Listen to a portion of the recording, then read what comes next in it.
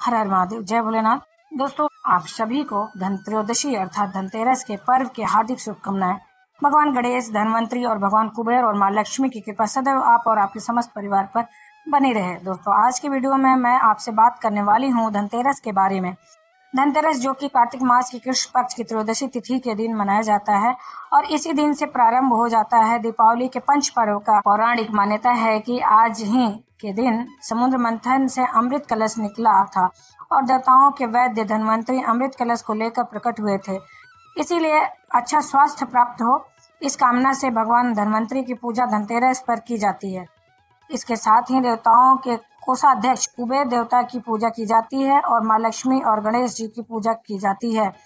तो विशेष रूप से आज के दिन यानी कि धनतेरस के दिन 4 देवता जिनकी आराधना हमें जरूर करनी चाहिए, भगवान गणेश, महालक्ष्मी, धनवंतरी और कुबेर देवता की।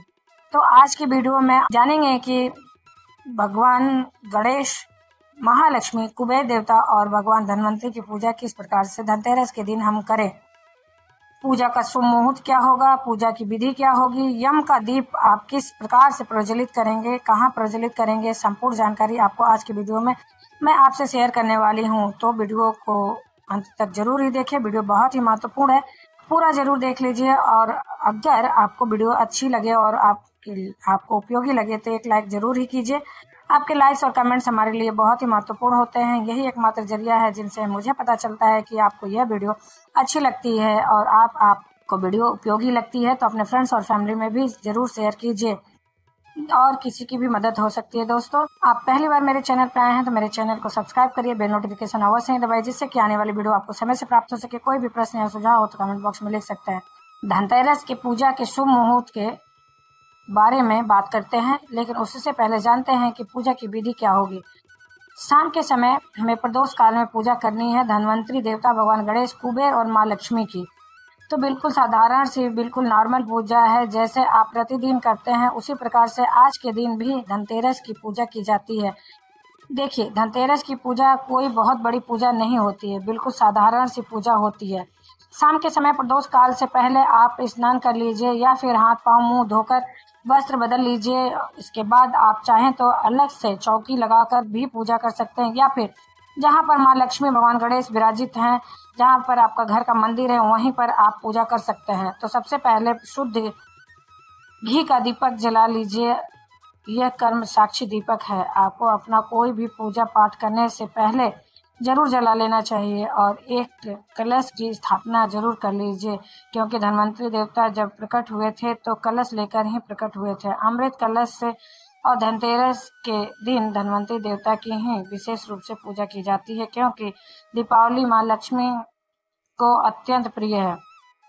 इस दिन धन के लिए हम पूजा करते हैं, महालक्ष्मी की आराधना करते हैं, लेकिन धनतेरस के दिन धनवंतरी देवता की पूजा इसलिए की जाती है हमें अच्छा स्वास्थ्य प्राप्त हो, क्योंकि जब हमारा स्वास्थ्य अच्छा होगा तभी हम महालक्ष्मी के दिए हुए वरदान को भोग सकेंगे, मतलब धन का भोग कर पाएंगे जब आप स्वस्थ होंगे। और धनवंतरी देवता की पूजा हम इसलिए करते हैं कि हमें अच्छा स्वास्थ्य प्राप्त हो। इसी के साथ ही जब धनतेरस होती है तो धनतेरस के दिन हम यम के निमित्त दीप दान करते हैं ताकि हमें लंबी आयु की प्राप्ति हो, क्योंकि धन आए उसे भोगने के लिए उम्र होना अत्यंत आवश्यक है।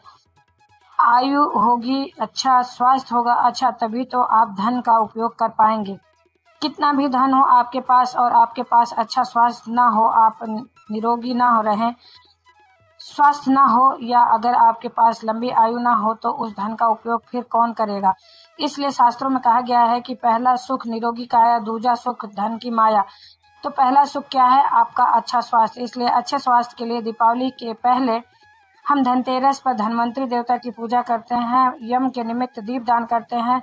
तो विशेष पूजा आज किसकी करनी है? हमें धनवंतरी देवता की। तो इसके लिए कलश की स्थापना कर लीजिए और कलश की स्थापना आप जानते ही हैं करना, आपको कैसे करना है।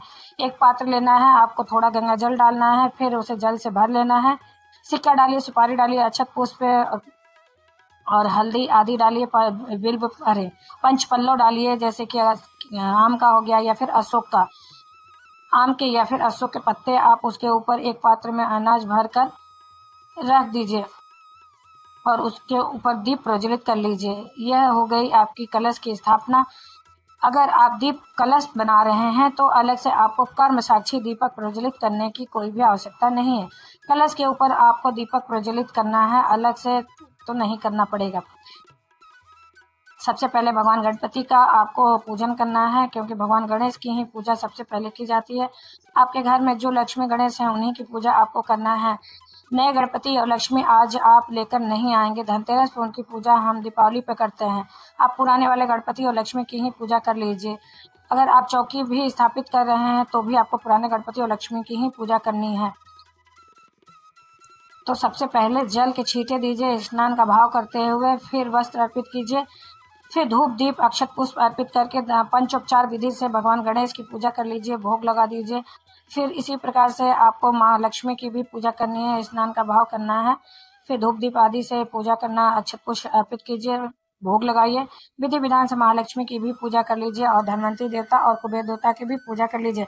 अगर आपके पास फोटो है, मूर्ति है, तो अगर कुबेर देवता की या फिर धनवंतरी जी की कोई आपके पास फोटो नहीं है तो उस प्रकार से पूजा कर सकते हैं। नहीं तो आपको क्या करना है कि एक पान का पत्ता ले लीजिए, उस पर पान के पत्ते पर थोड़ा चावल रख दीजिए और सुपारी में कलावा लपेट कर कुबेर देवता और धनवंतरी भगवान बना लीजिए। मतलब 2 सुपारी में कलावा लपेट कर आप धनवंतरी देवता और कुबेर भगवान का भाव कर सकते हैं और जल के छींटे देकर स्नान आदि कराकर वस्त्र रूपी कलावा अर्पित करके धूप दीप अक्षत पुष्प आदि से पूजन कर लीजिए। धनवंतरी देवता और कुबेर देवता की पूजा कर लीजिए और इसके बाद जो भी आपके पास सामग्री उपलब्ध है, फल या मिठाइयाँ, उनका भोग आप लगा सकते हैं।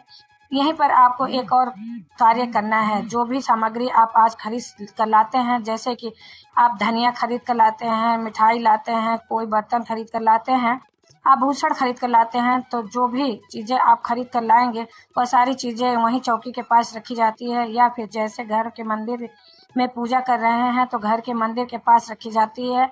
और जो आप धनिया लेकर आए हैं वो धनिया सभी देवी देवताओं को चौकी पे विराजित हैं, जैसे कि भगवान गणेश, कुबेर, लक्ष्मी जी और धनवंतरी भगवान, सबको अर्पित कीजिए 2-2 4-4 दाने, जैसे कि हम अक्षत अर्पित करते हैं उसी प्रकार से। और अगर आप बर्तन या आभूषण खरीद कर लाए हैं तो वह सभी चीज़ें चौकी पर अर्पित कीजिए, महालक्ष्मी के सामने अर्पित कीजिए। पूजा देखिए इन सभी चीज़ों की हम दीपावली पर करते हैं, पर यह सारी चीज़ें महालक्ष्मी के पास ही रखी जाती हैं और इन चीज़ों का प्रयोग दीपावली के बाद ही किया जाता है। चाहे आप बर्तन खरीदते हो या फिर गहने खरीदते हो, इनका प्रयोग हम दीपावली के बाद ही करते हैं। तब तक यह पूजा स्थल पर ही रखी रहती हैं। एक और चीज़ आपको करना है, जैसे कि आज हम धनवंतरी देवता की पूजा करेंगे तो धनवंतरी देवता आरोग्य के देवता हैं और स्वास्थ्य की प्रार्थना करते हैं हम उनसे।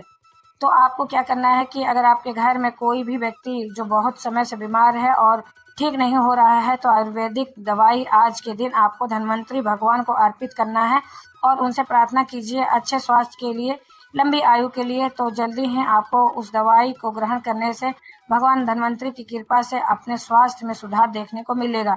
और इसी प्रकार आपको कुबेर देवता से प्रार्थना करना है। भगवान कुबेर देवता से देवताओं के कोषाध्यक्ष हैं, तो अच्छे धन की प्राप्ति के लिए आपके पास आपके घर में हमेशा अन्न और धन का भंडार भरा रहे, इसके लिए कुबेर देवता से प्रार्थना करनी चाहिए। पूजा पूर्ण करके उनकी आरती कर लीजिए और पूजा करते समय मौन रहकर पूजा नहीं की जाती है तो मंत्र जप जरूर करते रहिए। भगवान धनवंतरी के मंत्र का आप जाप कर सकते हैं। ओम धनवंतराय नमः, ओम कुबेराय नमः। कुबेर देवता का मंत्र है ओम श्री गणेशाय नमः, ओम महालक्ष्मी नमः। इस प्रकार से किसी भी मंत्र के द्वारा आप पूजा कर सकते हैं। और अब बात करेंगे धनतेरस की पूजा के शुभ मुहूर्त के बारे में। तो अब जानते हैं कि त्रयोदशी तिथि कब प्रारंभ हो रही है, कब समाप्त हो रही है और धनतेरस कब मनाएंगे। कार्तिक मास के कृष्ण पक्ष की त्रयोदशी तिथि प्रारंभ हो रही है। 29 अक्टूबर को सुबह 10:31 से तिथि प्रारंभ हो रही है और समाप्त हो रही है 30 अक्टूबर को दोपहर में 1:01 पर। धनतेरस का पर्व प्रदोष व्यापनी तिथि में मनाया जाता है।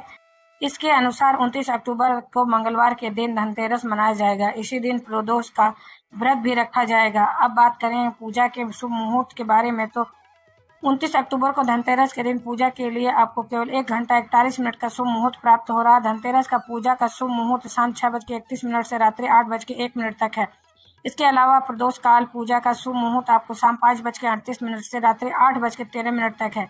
वृषभ काल में माता लक्ष्मी की आराधना की जाती है, तो माता लक्ष्मी की वृषभकालीन पूजा का शुभ मुहूर्त आपको प्राप्त हो रहा है शाम को 6:01 से रात्रि 8:02 तक। अब बात करें सोना खरीदने का या फिर कोई भी महंगी वस्तु खरीदने का, चाहे कोई भी खरीदारी करना आप चाहते हैं तो उसके लिए शुभ मुहूर्त होगा।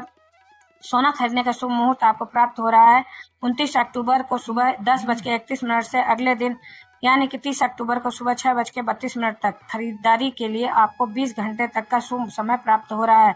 इस समय में आप कोई भी खरीदारी कर सकते हैं। और दोस्तों, इस बार धनतेरस पर इतना शुभ योग हमें प्राप्त हो रहा है कि त्रिपुष्कर योग का शास्त्रों के अनुसार त्रिपुष्कर योग में अगर आप कोई भी खरीदारी करते हैं, कोई भी शुभ कार्य करते हैं तो उसका 3 गुना लाभ आपको प्राप्त होता है। और यह शुभ मुहूर्त आपको प्राप्त हो रहा है 29 अक्टूबर को सुबह 6:31 से सुबह 10:31 तक। आज एक विशेष कार्य कीजिए।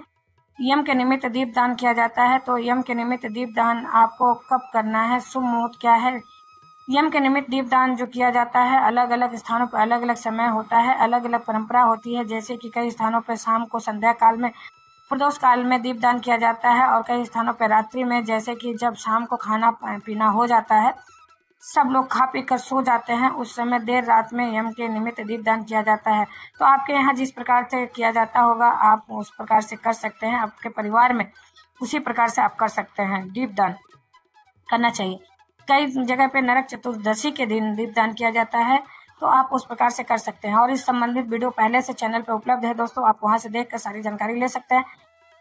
और दीपावली और धनतेरस और छठ से संबंधित बहुत सारे वीडियो चैनल पर उपलब्ध हैं और आने वाले समय में भी बहुत सारी जानकारी मिलेगी।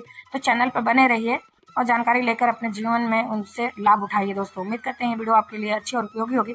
अगर अच्छी और उपयोगी है तो एक छोटा सा लाइक अवश्य करिए। आप पहली बार मेरे चैनल पर आए हैं तो मेरे चैनल को सब्सक्राइब करिए, बेल नोटिफिकेशन अवश्य ही दबाइए, जिससे कि आने वाली वीडियो आपको समय से प्राप्त हो। कोई भी प्रश्न या सुझाव कमेंट बॉक्स में लिख सकते हैं। फिर मिलते हैं एक नई जानकारी से, तब तक के लिए हर हर महादेव, जय भोलेनाथ। धन्यवाद दोस्तों।